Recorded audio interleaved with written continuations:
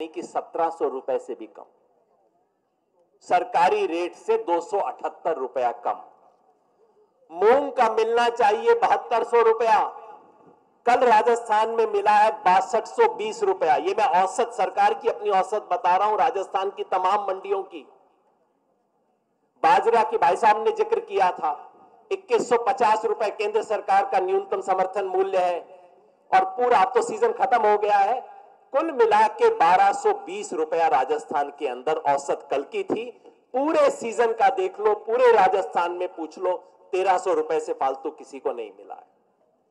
ये मैं गिनती गिनवाए जा सकता हूं, लेकिन कोई फायदा नहीं है। हकीकत ये है कि एक भी फसल में कल राजस्थान में मोदी जी का वायदा किया हुआ न्यूनतम समर्थन मूल्य किसान को नहीं मिला है, एक भी फसल में। और हमारे देश के प्रधानमंत्री कहते हैं कि एमएसपी थी, है और रहेगी। इसका क्या मतलब है? प्रधानमंत्री झूठ बोलते थे, बोल रहे हैं और बोलेंगे, यही मतलब हो सकता है इसका। इसलिए इस देश का किसान कहता है कि हम इस न्यूनतम समर्थन मूल्य की कागजी घोषणा नहीं चाहते, हम इसे एक कानूनी गारंटी के रूप में चाहते हैं ना? जो साथी चाहते हैं कि इसकी कानूनी गारंटी मिले, जरा हाथ उठा के बताएं। बहुत बढ़िया, मेरी उम्मीद है कि मोदी जी ने देख लिया होगा।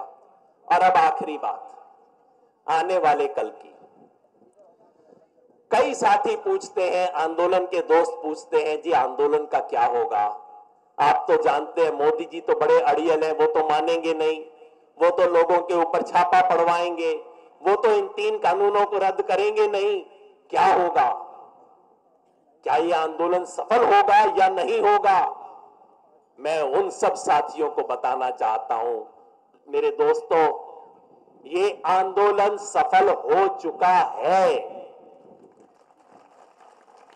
इस ऐतिहासिक आंदोलन ने 3 ऐसी सफलताएं हासिल की हैं जो इससे पहले के 30, 40, 50 साल में किसी ने हासिल नहीं की।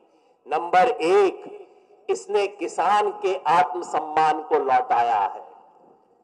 वो किसान जिसके घर शादी ब्याह का रिश्ता लेके कोई आते थे, पूछते थे लड़के का बाप क्या करता है, तो कहते थे जी इसका चाचा पुलिस में इंस्पेक्टर है। बाप का नहीं बताते थे कि किसान है, क्योंकि शर्म आती थी ये कहने में कि भाई बाप किसान है। आज वही बेटा स्टिकर लगा के घूम रहा है, I love farmers, no farmer no food no future. ये बात कहने की हिम्मत आई है किसान में। सबसे बड़ा फायदा, सबसे बड़ी अचीवमेंट ये है। दूसरा, इस आंदोलन ने किसान की राजनीतिक हैसियत बताई है। सारे नेताओं को एक बात समझ आ गई है, मोदी जी को भी, और मेरी उम्मीद है अशोक गहलोत जी को भी समझ आ गई होगी, किसान से पंगा मत लेना कभी आगे से। जिस किसान को ये सारे नेता अपने पांव की जूती समझते थे, जिसको सरकारी दफ्तर में बाहर से दरबान भगा दिया करता था, जैसा करण सिंह जी ने कहा, उस किसान ने इनको धूल चटा के दिखा दिया है कि आगे से किसान से छेड़खानी मत करना, किसान से पंगा मत लेना। और तीसरी सबसे बड़ी उपलब्धि, इस आंदोलन ने किसान को एक कर दिया है। वो किसान जो कभी नारा लगाता था तो उसकी 5 उंगलियां 5 दिशा में होती थी, एक अपने क्षेत्र की, एक अपनी जाति की, तीसरी अपने गोत्र की, फिर हिंदू मुसलमान अपने धर्म की, और 5वां अपना गुटबाजी, पार्टीबाजी और झंडे की। उस किसान ने अपनी मुट्ठी बंद करनी सीख ली है और यह कहना सीख लिया है, मेरा धर्म किसानी, मेरी जात किसान, यह कहना सीख लिया है। और ये 3 बात अगर किसान के पास आ गई हैं, अब उसे कोई रोक नहीं सकता। रही बात 3 कानून की, मैं ये कह दूं, ये कानून मर चुके हैं। याद रखिए, मेरे शब्द ध्यान से याद रख लीजिए, ये तीनों कानून मर चुके हैं।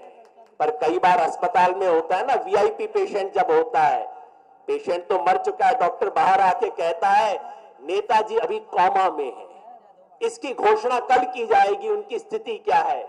कहने वाले को भी पता है कि मरीज मर चुका है, सुनने वाले को भी पता है कि मर चुका है, लेकिन कहा जाता है कौमा में है।